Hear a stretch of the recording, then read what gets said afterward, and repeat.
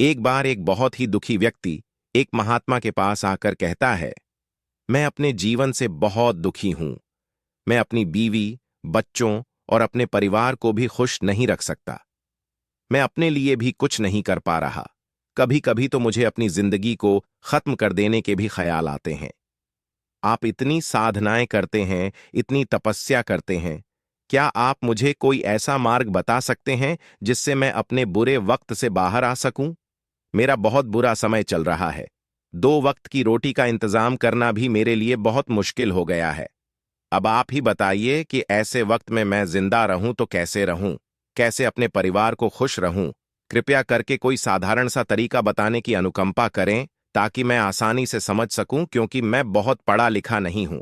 अगर आप बड़ी बड़ी ज्ञान की बातें करेंगे तो शायद मैं कभी समझ भी नहीं पाऊंगा। ये सुनकर महात्मा ने मुस्कुराते हुए कहा कि तुम एक काम कर सकते हो। मेरा उसने सामने की तरफ इशारा करते हुए कहा कि उस ऊंची पहाड़ी पर एक मंदिर है और उस मंदिर के पास चींटियां का एक घर है जहां पर हजारों चींटियां रहती है। तुम्हें सुनने में बड़ा अजीब लगेगा, लेकिन वो चींटियां उस मंदिर की जमीन को खराब कर देती हैं। उस मिट्टी की उपजाऊ शक्ति वो खत्म कर देती है, जिसके कारण वहां पर कोई भी पेड़ या कोई भी घास पनप नहीं पाती है। तुम मेरा एक काम करो, उसके बाद मैं तुम्हें तुम्हारे सवालों के जवाब दूंगा। तुम 7 दिन तक रोज उस पहाड़ी पर जाओ और उस चींटियां के घर को तहस नहस कर दो, उसको तोड़ दो। जब भी तुम्हें कोई चींटियों का घर दिखे मंदिर के आसपास तो उसे वहीं पे तहस नहस कर देना। लेकिन याद रहे, घर को तोड़ने में कोई भी चींटी मरने नहीं चाहिए। इस बात को समझने का प्रयास करते हुए वो युवक वहां से चला गया। शायद उसको कुछ समझ में नहीं आया था कि महात्मा जी ऐसा क्यों करवा रहे हैं। वो तो उन चिड़ियों पर अन्याय कर रहे हैं, उनका घर तोड़वा रहे हैं, उन्हें नुकसान पहुंचा रहे हैं। आखिर कौन महात्मा ऐसा करेगा? लेकिन फिर भी उस महात्मा की बात मानते हुए वो अगले दिन से ही पहाड़ी पर जाना शुरू कर देता है। जब वो पहले दिन पहाड़ी पर पहुंचता है तो देखता है कि बहुत सारी चींटियां अपना खाना जुटाने में लगी हुई हैं। सारी चींटियां कतार से चल रही थीं और अनाज के छोटे छोटे कण उठाकर अपने घर में जमा करती जा रही थी। ये देखकर पहले तो उस युवक का मन कमजोर पड़ गया। उसने सोचा कि ये इतनी मेहनत करके अपना घर भर रही है और मैं इनके घर को तबाह कर दूंगा तो इनको कितना बुरा लगेगा। लेकिन फिर उसने उस महात्मा की बात याद करते हुए उस घर को तोड़ना शुरू कर दिया।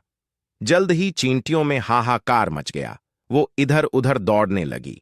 अभी तक जो कतार में चल रही थी अब वो बिखर गई और इधर उधर अपनी जान बचाने के लिए भागने लगी।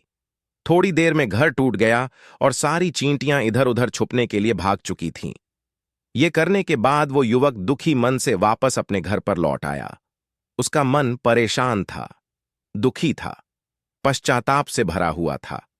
फिर उसने अपने बिस्तर में रात में लेटे लेटे ही सोचा कि अब तो उन चींटियों का घर तबाह हो चुका है। अब वह वापस जाने से क्या प्रयोजन है? अब क्या फायदा होगा? क्योंकि चींटियों का घर तहस नहस करने के लिए महात्मा जी ने कहा था, जो मैं कर चुका हूं। लेकिन फिर कुछ सोचकर अगले दिन उसने फिर से जाने का निश्चय किया और अगले दिन सुबह सुबह उठकर वो वापस उसी पहाड़ी पर पहुंच जाता है। पहाड़ी पर पहुंचकर वो उसी जगह पर पहुंचता है जहां पिछले सुबह उसने उस घर को तहस नहस कर दिया था। लेकिन वो ये देखकर चौंक जाता है कि उन चींटियों ने फिर से अपना घर उसी जगह पर बना लिया था और अब वो फिर से अपने घर के लिए सामान इकट्ठा करने में जुटी हुई थी।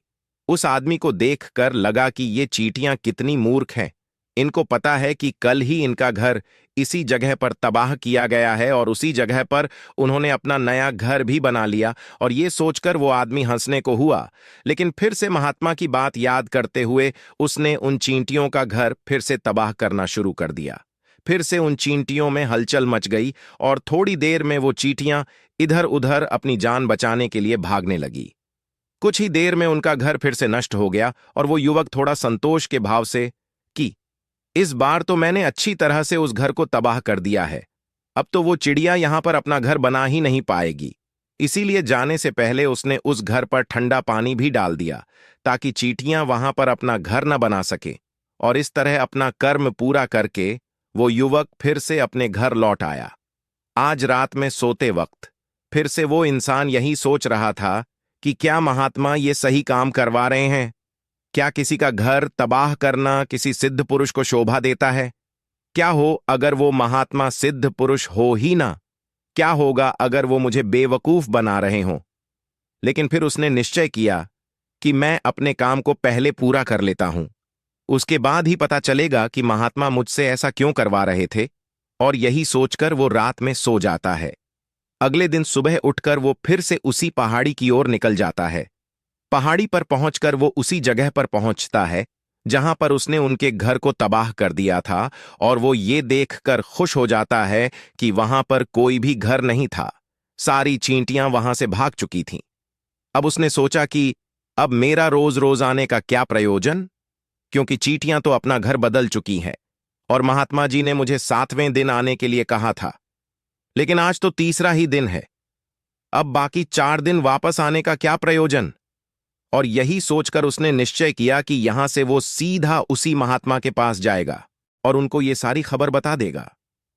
जब वो वापस मुड़कर उस पहाड़ी से उस महात्मा की कुटिया की तरफ जाने लगा तो उसने देखा तो अचानक उसकी नजर एक और घरौंदे पर पड़ी जो कि चींटियों का ही बनाया हुआ था।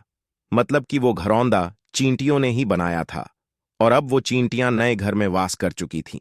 ये नया घर उनके पुराने घर से थोड़ी ही दूरी पर था, और जब उसी युवक की नजर उस घरौंदे पर पड़ी, वहां भी अनाज के कारण बचे हुए थे और चींटियां वहां से भी अनाज इकट्ठा कर करके वापस अपने नए घर में ला रही थीं। अब यहां पर फिर से युवक का मन थोड़ा कमजोर पड़ गया, क्योंकि वो खुद भी कमजोर था, खुद भी वक्त का मारा हुआ था। इसीलिए उसके मन में उन चींटियों के प्रति दया का भाव उमड़ रहा था। उनके ऊपर उसे दया आ रही थी। वो चाहता था कि उनकी मदद करे, लेकिन वो उल्टा उनको नुकसान पहुंचा रहा था। लेकिन उस महात्मा की बात को याद करते हुए उसने फिर से उस घर को तोड़ने का निश्चय किया, और उसने इस बार बड़ी ही सावधानी के साथ बिना किसी चींटी को कोई नुकसान पहुंचाए वो घर तबाह करना शुरू कर दिया। वक्त थोड़ा ज्यादा लगा, क्योंकि किसी भी चींटी को नुकसान न पहुंचाने की शर्त महात्मा ने पहले ही रखी थी। इसीलिए उसको बड़ी सावधानी के साथ उन घरों को तबाह करना था। लेकिन आखिरकार उसने उस घर को भी तबाह कर दिया, और उस घर को तबाह करने के बाद वो बड़े ही दुखी मन से, इस बार वो पहले से भी ज्यादा दुखी था, क्योंकि उसने उनका नया घर भी तोड़ दिया था। वो उन चींटियों को बसने ही नहीं दे रहा था, और वो अब अपने आप को शैतान या दानव समझने लगा था। लेकिन फिर भी उस महात्मा की बात को मानते हुए वो अपने घर पर दुखी मन से वापस आ गया। रात में सोने से पहले एक बार उसने फिर से सोचा कि मैं कितना बड़ा शैतान हूं, कितना बड़ा दानव हूं। पुराना घर तो छोड़ो, मैं उन चींटियों को कहीं भी बसने के लिए कोई जगह ही नहीं दे रहा हूं। वो चींटियां मेरे बारे में क्या सोचती होंगी, वो कितना दुत्कारती होंगी उस परमात्मा को जो मेरे द्वारा ये काम करवा रहा है। लेकिन फिर भी उसने अगले दिन जाने का निश्चय किया, और अगले दिन सुबह सुबह वो फिर से वहां पर पहुंच गया। वो ये देखकर फिर से आश्चर्यचकित रह जाता है कि इस बार चींटियों ने एक और नई जगह पर अपना घर बना लिया था रही थी, और उन्होंने एक रात में पहले से भी बड़ा घर बना लिया था, और अब वो फिर से अपना अनाज और खाना इकट्ठा करने में जुटी हुई थी। ये देखकर उस आदमी को लगा कि ये चींटियां किस मिट्टी की बनी हुई है। मैं इनको बार बार यहां से भगाने की कोशिश कर रहा हूं और ये वहीं पर अपना घर बना लेती है। क्या इनको पता नहीं है कि मैं इन्हें यहां पर कभी भी बसने नहीं दूंगा? ये चींटी है, दिखने में इतनी छोटी है, तो पहले से भी ज्यादा ऊर्जा के साथ काम कर रही थी, और उन्होंने एक रात में पहले से भी बड़ा घर बना लिया था, और अब वो फिर से अपना अनाज और खाना इकट्ठा करने में जुटी हुई थी। ये देखकर उस आदमी को लगा कि ये चींटियां किस मिट्टी की बनी हुई हैं। मैं इनको बार बार यहां से भगाने की कोशिश कर रहा हूं और ये वहीं पर अपना घर बना लेती है। क्या इनको पता नहीं है कि मैं इन्हें यहां पर कभी भी बसने नहीं दूंगा? ये चींटी है, दिखने में इतनी छोटी है, लेकिन फिर भी ये मुझसे हार नहीं मान रही है। बड़ी ताज्जुब की बात है। और इस बार उसने गुस्से में उस घर को तहस नहस करना शुरू कर दिया, लेकिन इस बार तहस नहस करते हुए कुछ चींटियां वहीं पर मर गईं। उसके पैरों तले कुचल दी गई। कुचलने के बाद जब वो अपने अहंकार से बाहर आया तो उसने देखा कि गुस्से में उसने उन चींटियों को कितनी क्षति पहुंचा दी है। उसका मन पश्चाताप से भर गया और वो रोता हुआ अपने घर की तरफ बढ़ गया। रात में सोते वक्त उसने सोचा कि मैं उन चींटियों पर बहुत ज्यादा अत्याचार कर रहा हूं, अब इससे ज्यादा अत्याचार में नहीं कर पाऊंगा।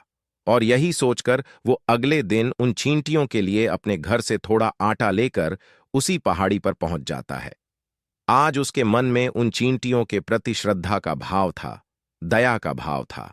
आज वो उनकी मदद करना चाहता था। और जब वो वहां पर पहुंचा तो चींटियां फिर से अपने नए घर को बनाने में जुटी हुई थीं। उसने बड़ी ही करुणा के साथ उन चींटियों को अपना लाया हुआ आटा खिलाया और अगले 3 दिनों तक वो ऐसा ही करता रहा। वो रोज सुबह जाता और उन चींटियों को अपने हाथों से आटा खिलाता। 7 दिन के बाद वो युवक उस महात्मा के पास पहुंचकर हाथ जोड़कर बोलता है कि हे महात्मा जी, मुझे माफ कर देना। मैंने उन चींटियों का घर तबाह करने के लिए बहुत कोशिश की। मैंने उनका घर तबाह किया भी, एक बार नहीं 4-4 बार मैंने उनका घर तोड़ा। उसके बाद मैं हिम्मत नहीं कर पाया, उनके घर को नहीं तोड़ पाया। मैं समझ सकता हूं कि मैंने आपका काम पूरा नहीं किया और इसके बदले आप मुझे वो तरीके भी नहीं बताएंगे जो कि मुझे मेरे बुरे समय से बाहर निकाल सकते हैं। लेकिन मुझे इसका कोई खेद नहीं है। मुझे लगता है कि मैंने जो किया वो सही किया, इसीलिए मैं आपसे आज्ञा लेकर वापस जा रहा हूं।